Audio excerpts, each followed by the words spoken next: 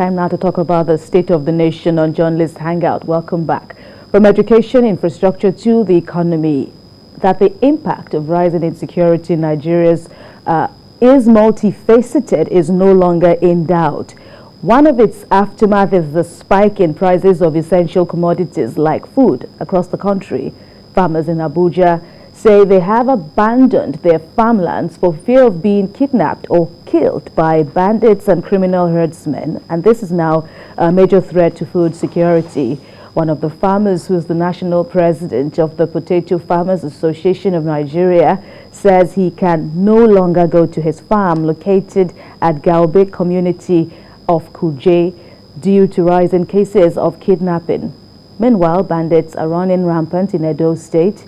Suspected kidnappers ambushed and kidnapped 7 officers of the Nigerian Navy along the Sapele-Warri Road.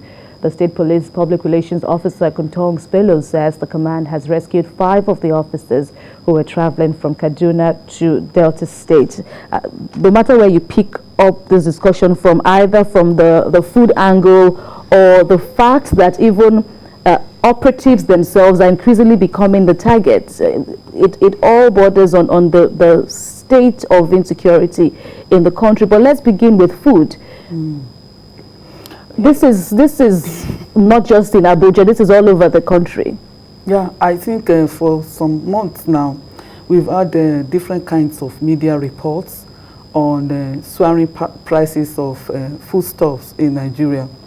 If you talk to farmers, for instance, and when I say farmers, I mean all kinds of farmers, poultry farmers, and all sorts, they will tell you that they are not finding it funny at all. Grains that is very essential in poultry feed production, the cost has gone haywire.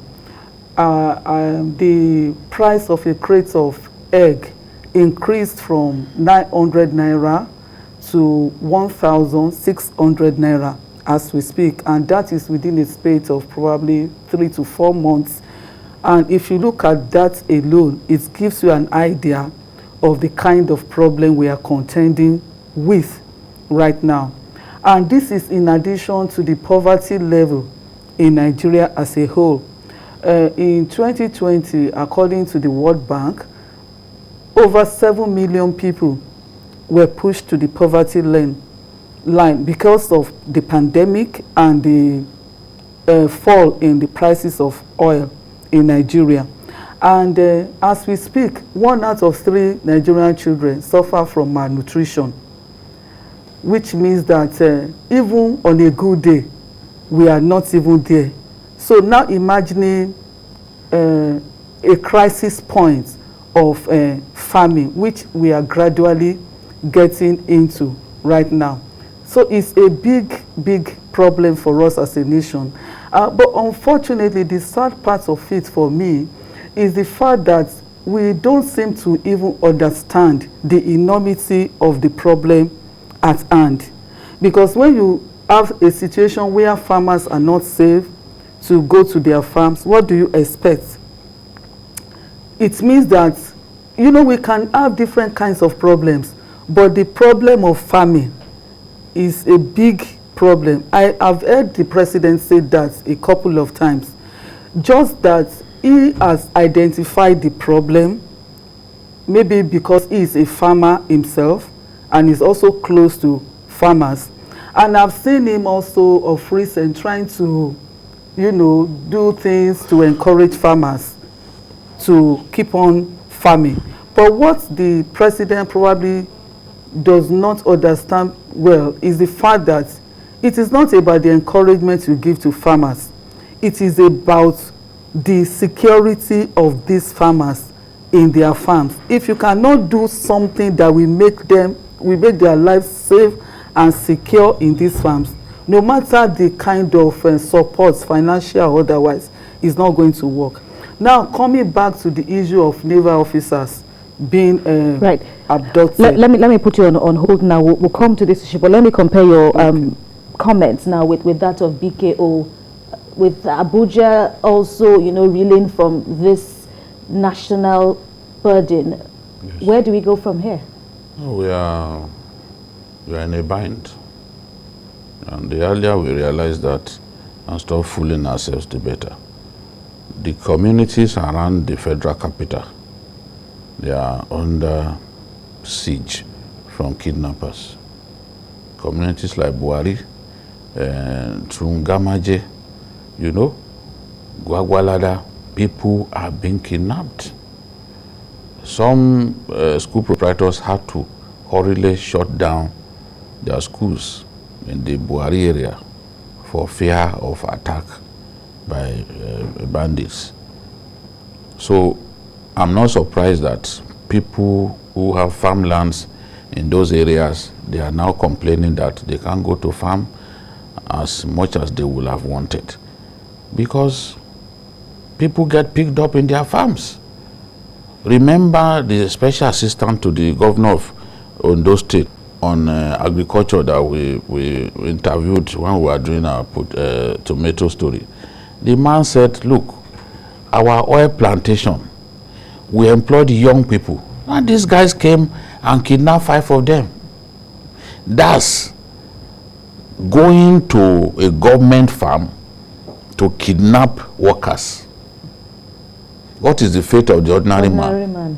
Because the government farm, you can even put soldiers there, put policemen there, you have the money to try and secure the place. But the ordinary man who has his farm, where he makes a little money just to put body and soul together, they are not allowing people to farm. In places like Kebbi, Katsina, Zamfara, they force you to part with money in exchange for peace. If you want to have access to your farms, pay so amount of money, which is similar to what Boko Haram is doing in areas that they control in Borno State. They force you to pay taxes. If you are not ready to pay taxes, you will be beheaded. This is what is going on. Now, as I've said before, we need to crush these bandits, identify where they are. If it's 6 months that it will take us to crush them, let's face these guys quietly so that we can have our lives back. Why are people surprised that prices of foodstuff are going up? Because people can't access the farms. Every time you go to the market to talk to people who sell these things, they tell you that insecurity is the major driver of an uptick in food prices.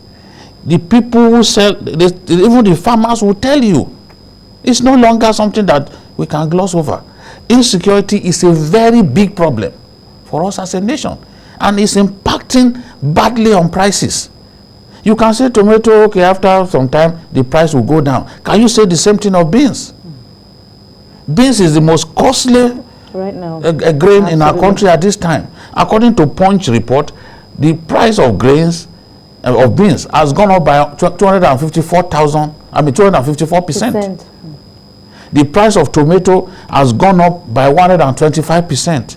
The price of rice, we spend so much money, CBN assisting farmers tremendously. In spite of that, the price of rice has gone up by over 50%. Yet we praise ourselves that we have overtaken Egypt as Africa's #1 rice producer. Of course, Egypt took the right step. They are suffering from inadequate water, so they now give money. They give money to farmers to move away from rice farming and move into wheat, so that they use less water. That's how we were able to overtake them. Right. Andrew is from Abuja.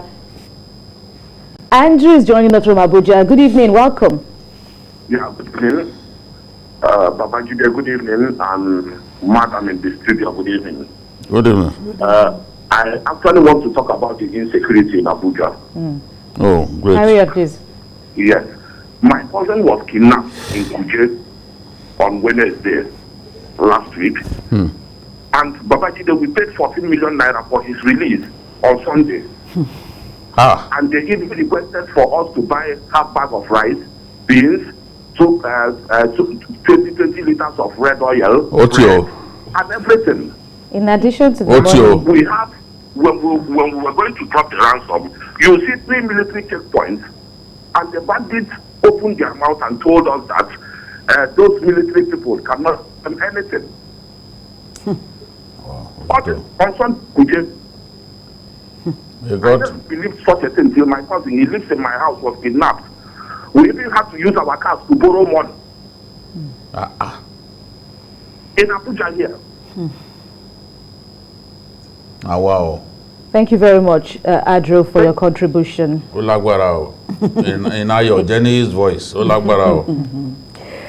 So, Dr. BC, this is far from funny, but you can just imagine huge ransom, and then they're now asking, they're now demanding for food. They're now demanding for food. It also even buttresses what has been what has been said, established here, that of course this food crisis is affecting so many of us. It's affecting almost everyone. But looking at the fact that even soldiers themselves, even operatives themselves, are also being targeted, it's good to know that at least this one, in this case now of the naval officers, about 5 of them have been released. But what solutions? They kidnapped two on Maiduguri Damaturu Highway.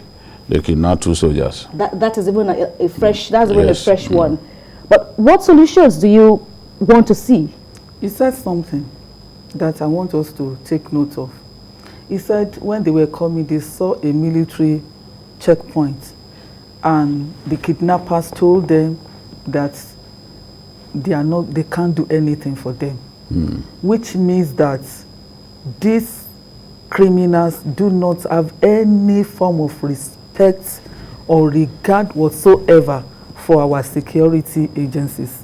That is that is a serious indictment on our security outfit.